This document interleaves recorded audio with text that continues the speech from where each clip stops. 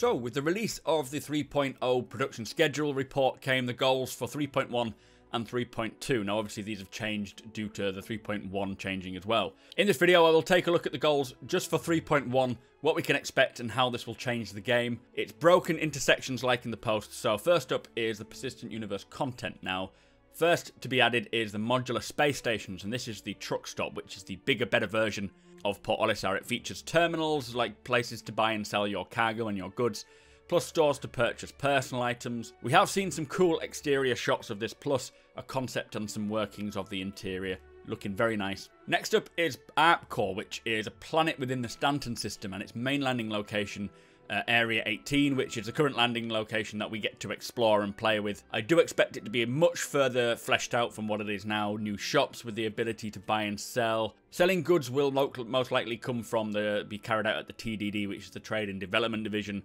rather than just directly to the shops.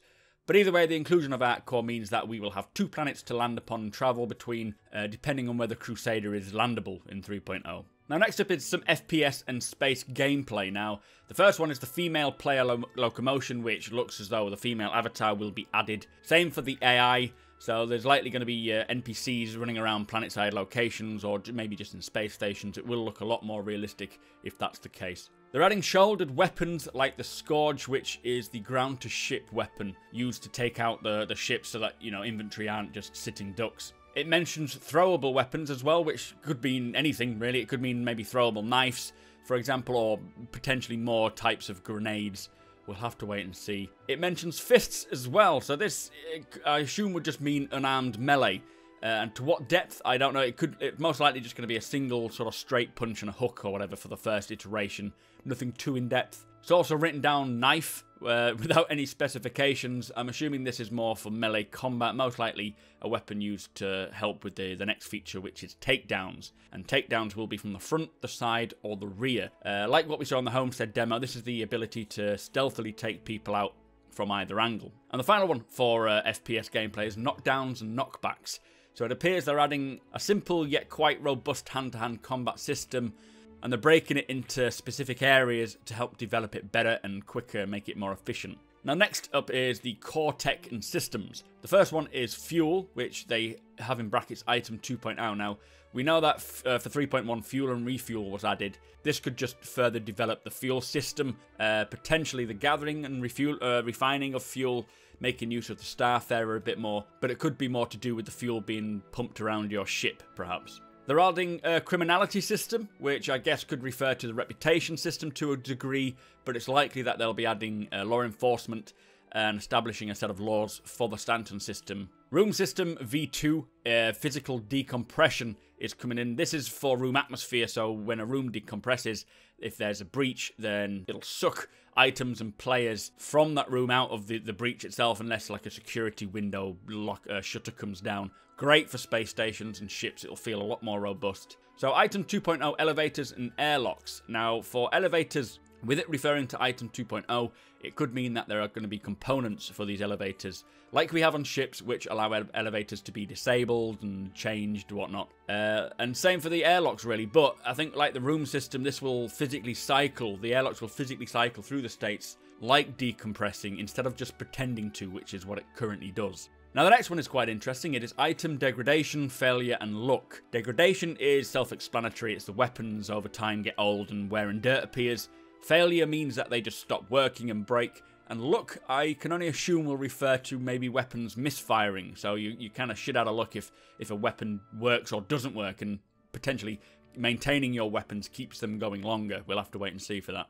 Now, Service Beacon version 1. This is great news. I mean, it's a shame it's not in 3.0, but this is the ability to request services like refueling, repairing, rescue, so on and so forth, all via your Mobiglass.